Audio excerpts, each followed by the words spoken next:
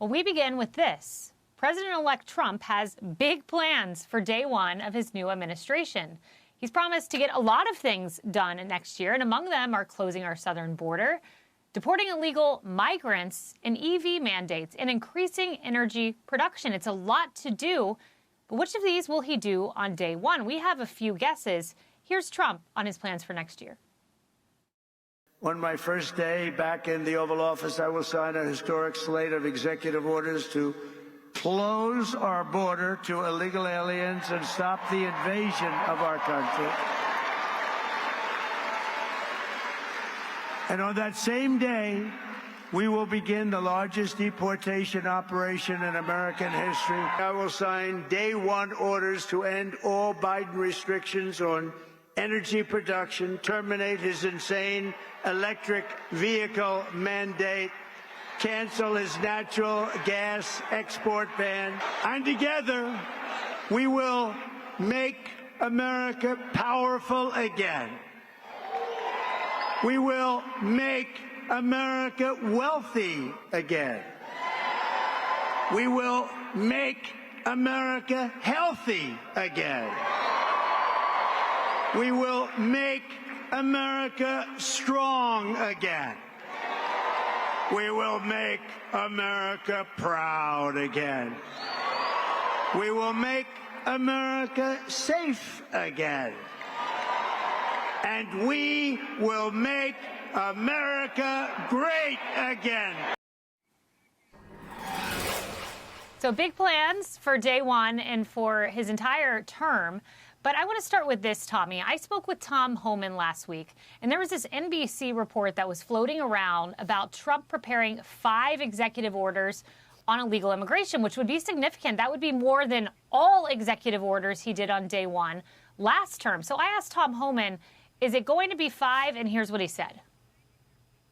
And more than 5, more than 3, there's going to be many. We can't have strong national security if we don't have border security. So there's going to be some executive orders signed on day one. At the same time he's signing those executive orders, we got ICE officers across the country going to start, they're going to be hitting the streets looking for criminal illegal aliens. At the same time, we'll be putting ending catch release day one. At the same day, we're also going to be looking for over 340,000 missing children. They're ready to go, Tommy.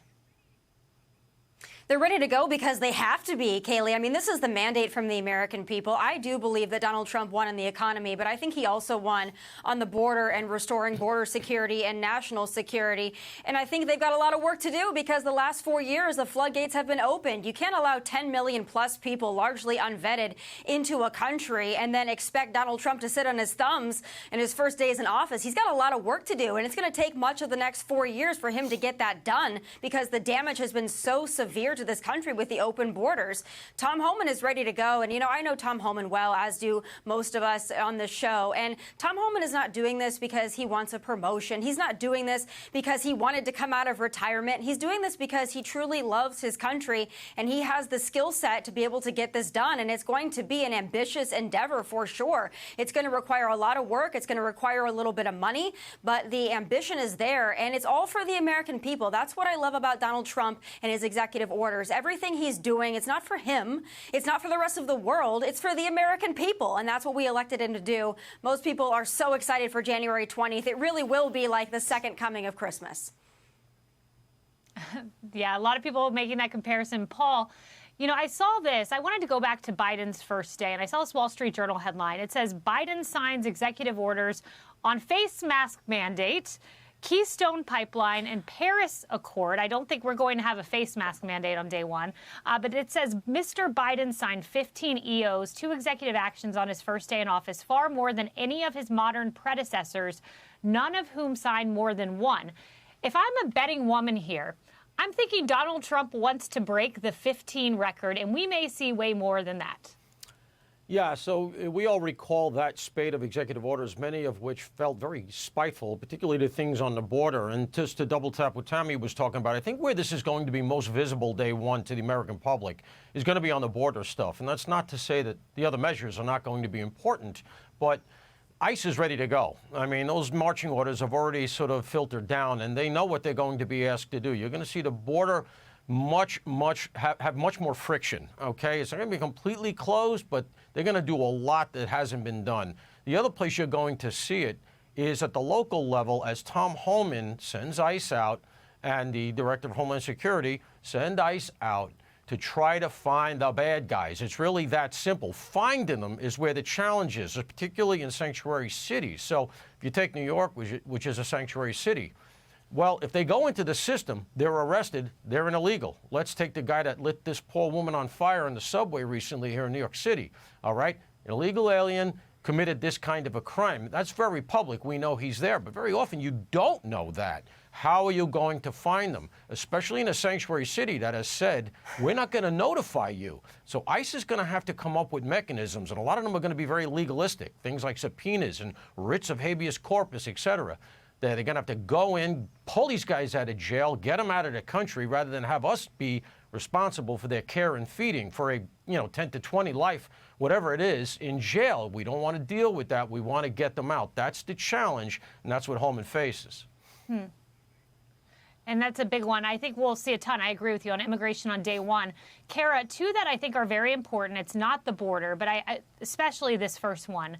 That's Afghanistan, asking for the resignation of those involved in the poor decision-making that led to the death of 13 heroic men and women at the Abbey Gate. That's very important. Another one, I just want to pull this up. This has not been listed as a day one priority, but I think it should be.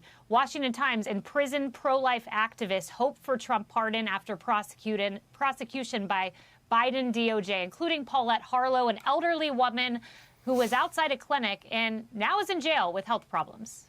Kayleigh, I am so glad that you brought these two things up, because the border, it's a 5-alarm fire. It matters very much. But these are two bread and butter American issues that everyday Americans really, truly care about. And they're going to have lasting impacts, especially when it comes to Afghanistan, across the world in a geopolitical sense for many, many years to come. So I'm so glad, pending his confirmation hearing, hopefully the new Secretary of Defense, Pete Hegseth, will be able to right the ship, because we have General Lloyd Austin, who presided over arguably the biggest public humiliation of the American military in my lifetime. And let's face it, decades prior to this. So that needs to be cleaned up. We need to return the Pentagon to the warfighter, to lethality. And then you look at people like General Milley. You want to create a deterrent effect, not just for our enemies, but for things like when General Milley says, I talked to my counterpart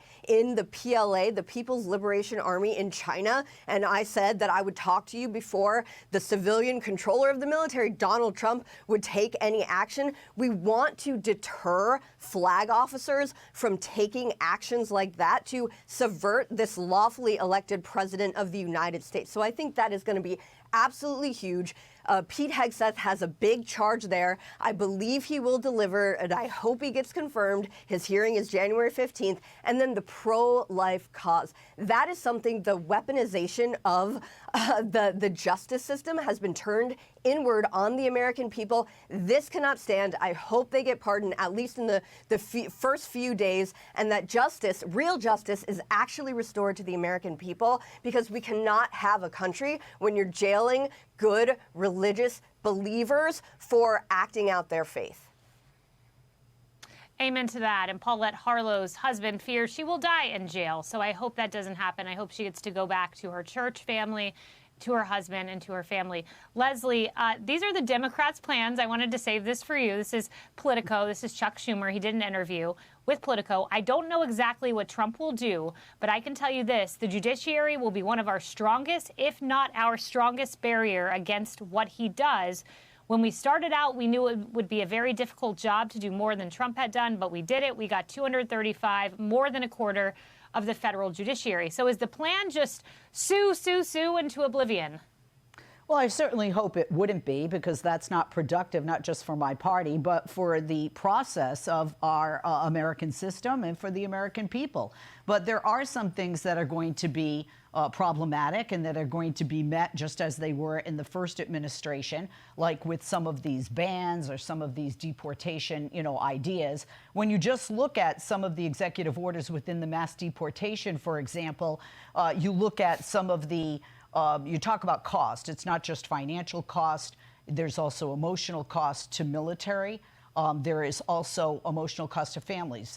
Tom Homan talked about halfway houses for children who are citizens, who are born here in the United States, who would be separated from their parents if their parents choose not to take them. Then you talk about cost. If you look at the state that I live in right now, California, in California, we provide so much food, especially produce, to the rest of the country. And a lot of these agricultural corporations use undocumented labor to provide the food for the rest of the country, not just the state of California. So there are a lot of businesses in and outside of California, especially in sectors like construction and agriculture, that are very fearful of what will happen to their businesses and what will happen to those businesses, nationwide, to the construction industry, to agriculture. So I think it's important for them to be, to be mindful to protect the American people, and I think the judiciary is one way to do that. I do think that the priority on day one will be the criminals, and I do think about the cost to American citizens. I know all of us on this panel, our hearts broke for that woman on the subway that Paul mentioned, and we never want to see something like that ever happen again in this country. Hey everyone, I'm Emily Campagno. Catch me and my co-hosts Harris Faulkner and Kayleigh McEnany on Outnumbered every weekday at 12 p.m. Eastern, or set your DVR. Also, don't forget to subscribe to the Fox News YouTube page for daily highlights.